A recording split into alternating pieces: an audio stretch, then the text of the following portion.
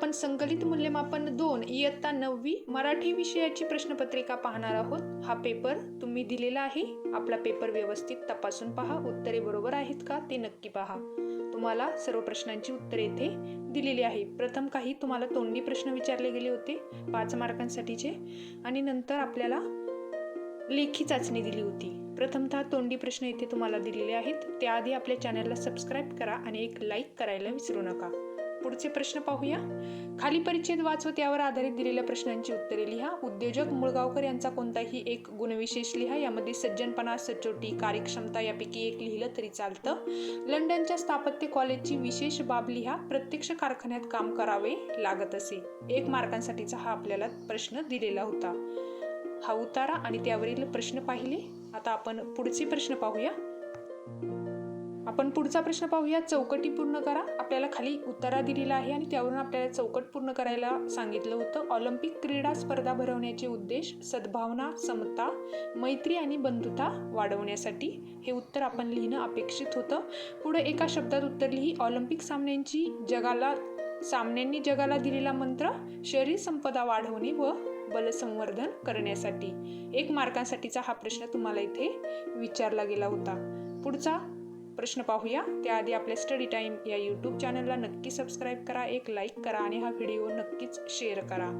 पुढे पाहूया। या उतार्यावरून आपल्याला पुस्तके आणि माणूस यामधील साम्य लिहायचं आहे, तर ते तुम्ही उतार्यामधून लिहिले असेल। 2 मार्कासाठीचा हा प्रश्न आहे। साम्य आपण इथे लिहिणार होतो। ऑलिम्पिक सामन्यांचे पुनरुज्जीवन करणारा क्रीडा तज्ञ।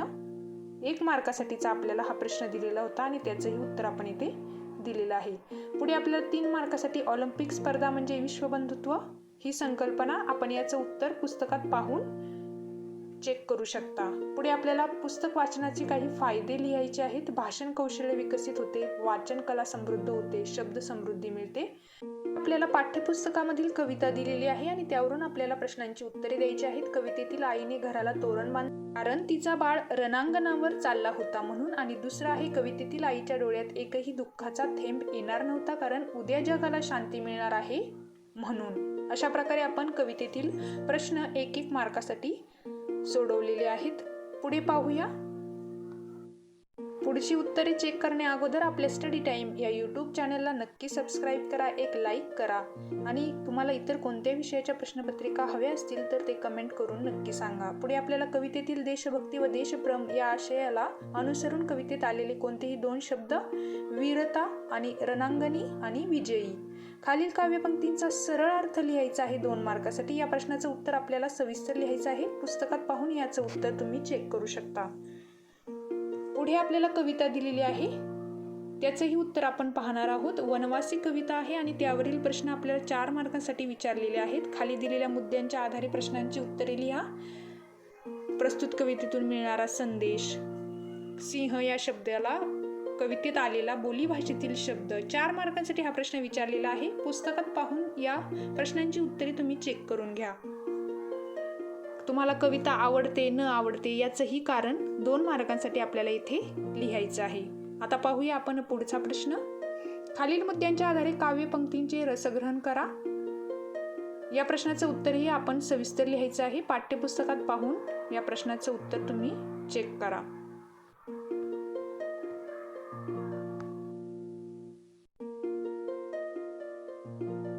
प्रश्न 10 आहे। खालील प्रश्नांची सविस्तर उत्तरे लिहा। जंगलात फिरताना कोणत्या नियमांचे पालन करावे असे तुला वाटते? हा प्रश्न तुम्ही तुमच्या मनाने लिहिला असेल। जंगलाचा परिसर अस्वच्छ होईल अशी कृती न करणे, प्राण्यांना त्रास न देणे, त्यांची छेड काढू नये, अशा प्रकारे आपण नियम इथे लिहायचे होते। 3 मार्कासाठीचा हा प्रश्न होता। पुढे विश्वकोश पाहण्याचे कोणतेही 3 फायदे लिहा। यामध्ये आपल्या ज्ञानविषयक गरजा मराठीतून भागतात, अभिव्यक्तीला चालना मिळते, सर्व प्रकारचे प्रगल्भ सूक्ष्म ज्ञान मराठीतून मिळते। 3 मार्कासाठी या प्रश्नाचा आपल्याला कोणतेही 3 फायदे आपल्याला इथे लिहायचे होते। पुढे पाहूया। खालील काव्यपंक्तीतील मात्रावृत्त ओळख व मात्रावृत्तेचे नाव लिही। यामध्ये पहिला आहे सुश्लोक वामनाचा अभंगवाणी प्रसिद्ध तुकयाची। यामध्ये दिंडी वृत्त आहे आणि 32 मात्रा आहे। आणि दुसऱ्यामध्ये घोष होता ज्ञानोबा तुकाराम, राऊळाची ही वाट सखाराम, करी भक्ती चित्तात नृत्य लीला, पहा दिंडी चालली पंढरीला। याचंही दिंडी वृत्त आहे आणि 32 मात्रा आहे. पुढे आपल्याला उदाहरणे वाचून उदाहरणात आलेल्या रसांची नावे लिहायची आहे. प्रत्येकी 1 मार्कासाठी दिलेले आहे. यामध्ये जे खळांची व्यंकटी सांडवते या सत्कर्मरती वाढो याचं शांत रस आहे. आणि दुसरं ही मायभूमी थोरांची शासनकर्त्या वीरांची घामाची आणि श्रमाची खुरप्याची आणि दोरीची हा वीर रस आहे. पुढे पाहूया खालील सूचनेनुसार कृती कर. खालील वाक्प्रचारांचा अर्थ सांगून वाक्यात उपयोग करून लिही. पाठ थोपटणे म्हणजे शाबासकी देणे. शाळेमध्ये प्रथम क्रमांक मिळवल्याबद्दल नंतर बाबांनी पाठ थोपटली. 1 मार्कासाठी प्रत्येकी हा प्रश्न आपल्याला विचारलेला आहे. पुढचा वाक्प्रचार आपण पाहणार आहोत. लुप्त होणे म्हणजे नाश पावणे. समाजात शिक्षण वाढल्याने शेती व्यवसाय लुप्त होईल असे वाटते. तुम्ही तुमच्या मनाने या प्रश्नांचं उत्तर वाक्यात उपयोग लिहिला तरी चालेल. आता पुढचा प्रश्न पाहणार आहोत आपण. यामधील खालील शब्दसमूहाबद्दल योग्य शब्द लिही. मूर्ती बनवणारा मूर्तिकार आणि आठवड्याला प्रकाशित होणारे साप्ताहिक. 2 मार्कासाठीचा हा प्रश्न आहे. व्यवस्थित आपण सोडवला असेलच. आता पाहूया या पुढील प्रश्न. काखेत कळसा गावाला वळसा थेंबे थेंबे तळे साचे अति तिथी माते. हे आपल्याला योग्य म्हण वरील चौकटीतून शोध व लिही. अतिशय सोपा प्रश्न आहे. कोणत्याही गोष्टीचा अतिरेक वाईट म्हणजे अति तिथी माती आणि दुसरा आहे काखेत कळसा आणि गावाला वळसा.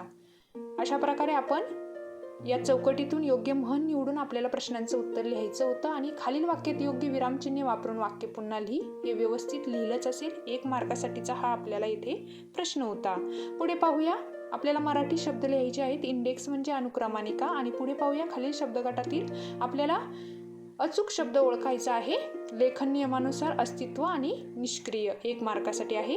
पुढे आपल्याला विद्यार्थी प्रतिनिधी या नात्याने आपल्याला इथे पत्र लेखन आलं होतं. क्रीडा साहित्य मागवायचं आहे. 6 मार्कासाठीचा प्रश्न आहे. यामध्ये तुम्ही व्यवस्थित लिहिलंच असेल. पुढे गोष्ट लिहायची होती आपल्याला कथा 5 मार्कासाठी मुद्द्यांवरून. आणि पुढचा प्रश्न आहे तुझ्या शाळेत साजरा झालेल्या क्रीडा महोत्सवाचे वृत्तांत लेखन 9 ते 10 वाक्यात लिही. 5 मार्कांसाठीचा हा प्रश्न होता. आणि शेवटचा प्रश्न आपल्याला दिलेला होता. मी शाळा बोलते. आत्मकथन लिहायचं होतं आपल्याला 8 मार्कांसाठी. अशा